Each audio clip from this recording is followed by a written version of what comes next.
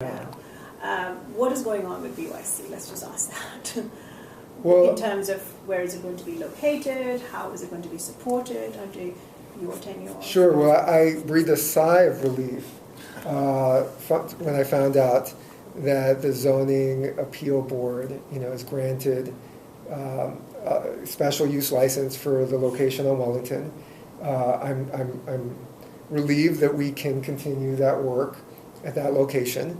And I guess my short-term priority is to make sure that we comply with all of our zoning requirements, that we're good neighbors, and that we serve young people who rely on the BYC. I think long-term, I have no clue if that location is optimal for the young people who rely on BYC. My commitment to the population is complete. I think, if we have to serve, the LGBT community across the lifespan, and we know that there's a crisis for, LGBT and other young people that, are struggling with homelessness and unemployment and trauma and all these issues. So BYC is an important, solution. So the commitment, I have a strong commitment to the population. I don't know enough about that location and whether it's going to be suitable. Our understanding is that the location is very much almost sort of like a temporary, it's set up almost as a temporary structure. It's not optimal at all for either the clients or even the staff who work there, really. Yeah. And there's been a sense that, Hardman has not been committing fully to sort of keeping that program going. Let me answer that one, because we have been working overtime to try to find a location that is suitable, and I don't disagree. The Wellington location is not great. We've consulted with real estate experts throughout the entire north and west side, and the challenge has simply been one of real estate and cost. We've had incredible partnership now with the Wellington Avenue Church of Christ. They've been really, really great to work with, and I think it's because they've been so great to work with that we have felt so comfortable there. But make no mistake about it, we have been looking actively for months to find the kind of location that meets a litany of criteria. And if you looked at this list, which I don't have in front of me unfortunately, but we've shared it with other real estate consultants that we are utilizing.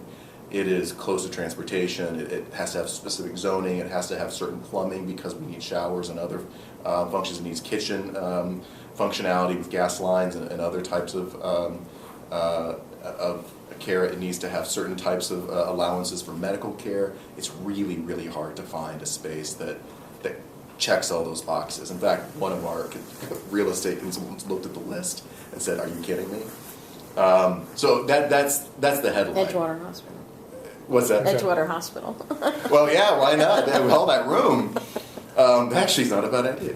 But yeah, it's been a real challenge, and I think the board is certainly going to give David a lot of maneuvering room to make sure that mission stays stable. Just prior, and I think you might have been aware of this, but we just prior to David's hire, we had wrapped up a BYC task force group that was assembled of not just BYC and Howard Brown resources, but also all of our partners. So the Night Ministry and others got together and said, what do we need to do to make sure that we're sustainable? This was prior to the special use permit being granted, so we were truly in a potential real estate challenge to the nth degree.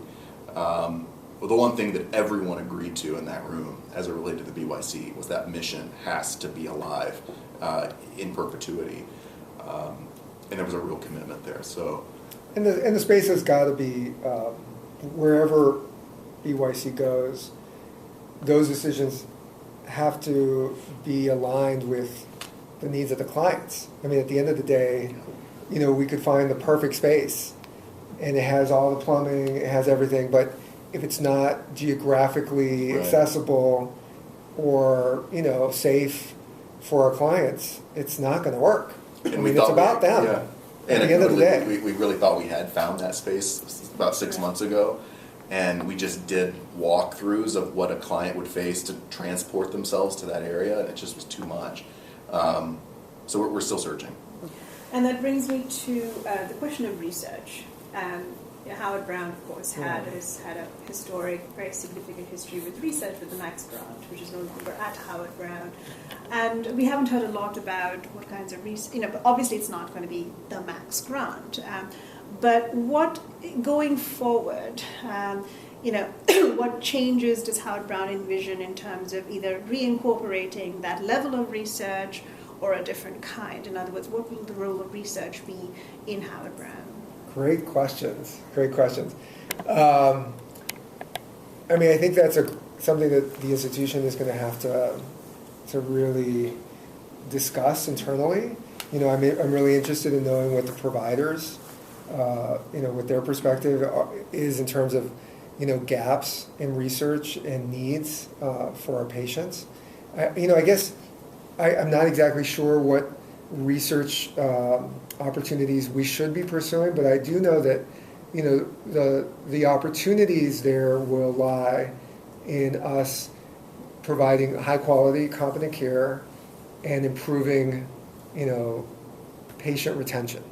If we can reach more of the medically underserved population and do a good job of providing them good quality care and loyalty, then we have great opportunities to augment our service offerings with clinical trial opportunities, and we will start to see, some of the needs of our patients.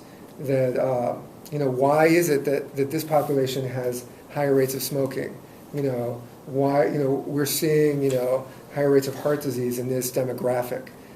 How do we we're trying to improve medication adherence for this group, and it's not working. What can we do differently? And those are the kinds of questions. All research starts with a good question.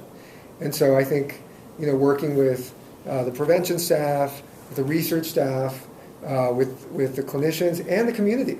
The community we are about serving the community. And so it has to start there, and it's a circle. It comes right back to the community. So I think there's great opportunities, but it comes back to a fundamental. We have to provide excellent, clinical services, and have a patient base that, is getting a full continuum of care and returning for care to Howard Brown.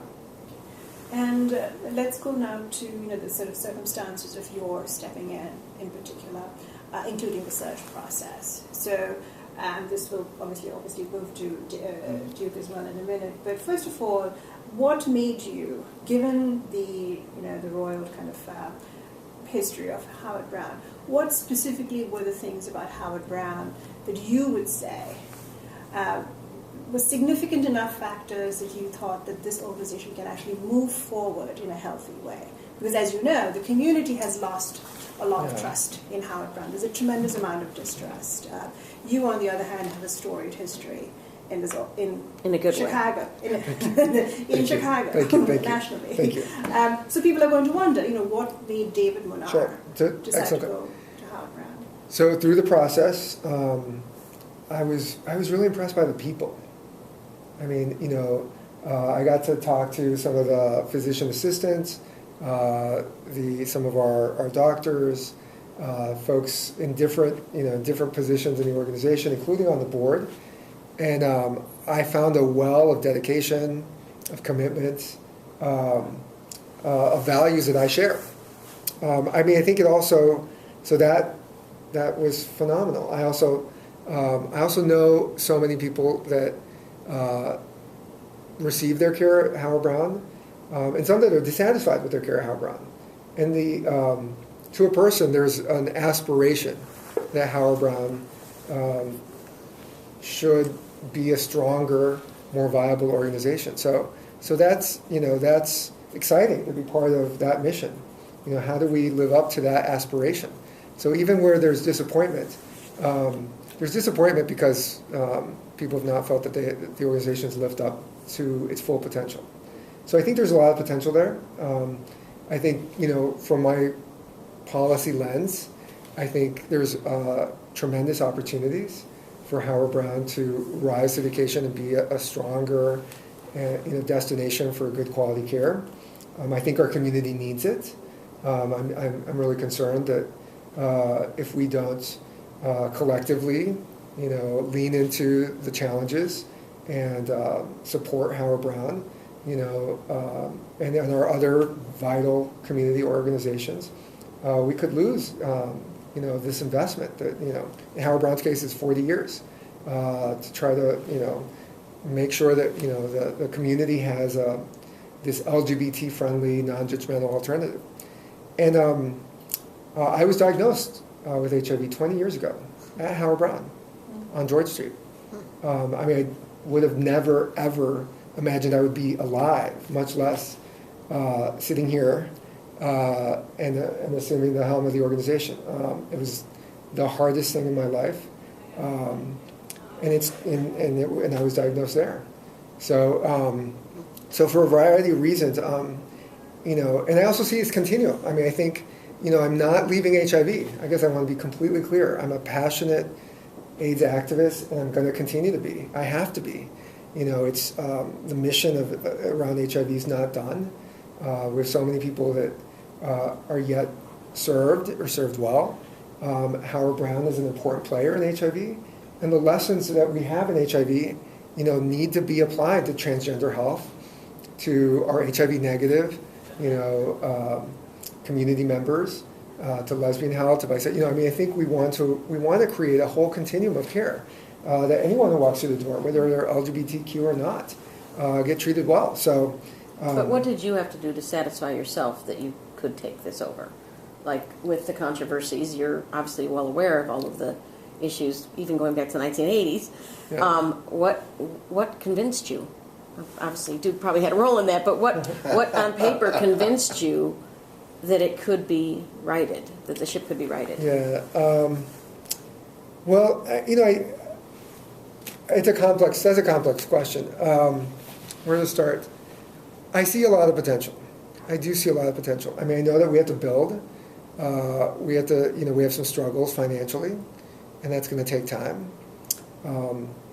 I saw that the board in the last 18 months and with Karma really leaned into the work of the organization.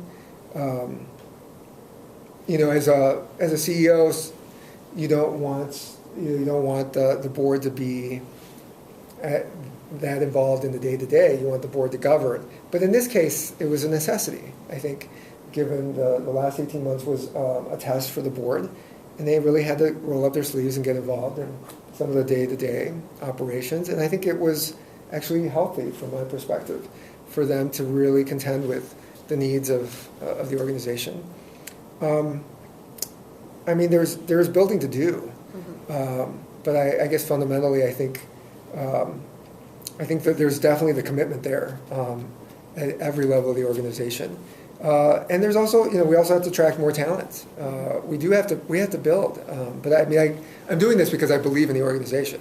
Do I believe it's its full potential? Absolutely not. I think we know that there's going to be growing pains and rebuilding the trust. Is a big priority. So the brass tack question for everyone are going to be, the hard question. The sort of basic questions for everyone are going to be first: what is your starting date, sure, and how much are you making? Sure, I'm starting on April 1st, and base salary is $205. We have to ask that. This is absolutely.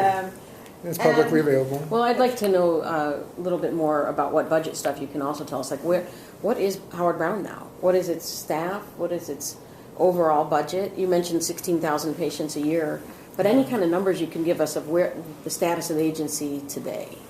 On hard and fast, you could probably recite a lot of those. We can also supply those in actual. I hate to get those wrong, and then because those are all facts we had to find on paper somewhere. Okay. I don't know if we have them here today, but approximates, if you want to say, if you know an approximate, like there we have a metric sheet.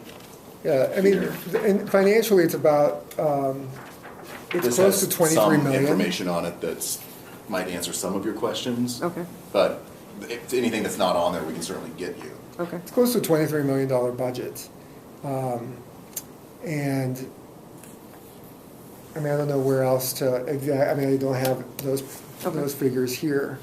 And the staff, I think it's... We have nearly 200, I think. Yeah. It always, Includes down. brown elephant? That includes brown elephant, yes. Okay. And that,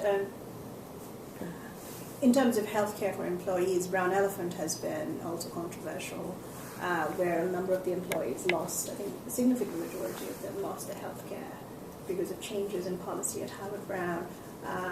Do brown elephant employees all have healthcare now? And what's the case for employees across the board at Howard Brown for that? I have a ream of paper like this that I've studied, and I don't know yet. I think I can answer I to some be really of that. honest with you. I want to talk with Bill Jour again, Yeah. who heads our retail operation. I don't know if you know Bill, but I think there was some misunderstanding around some of those decisions that were made as it related to healthcare.